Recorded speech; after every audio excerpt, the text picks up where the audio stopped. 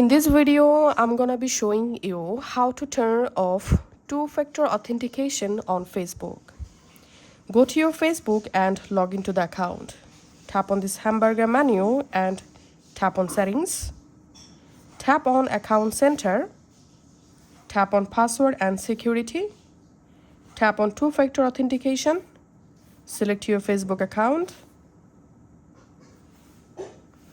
And now here, choose how you turn on your two-factor authentication.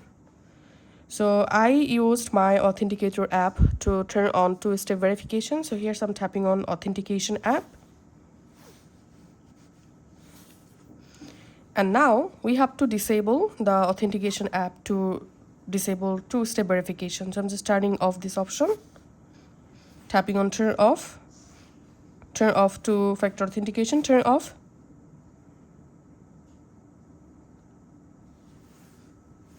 And that's it. I have successfully turned off two-step verification. So that's how you can actually do it. Thanks for watching.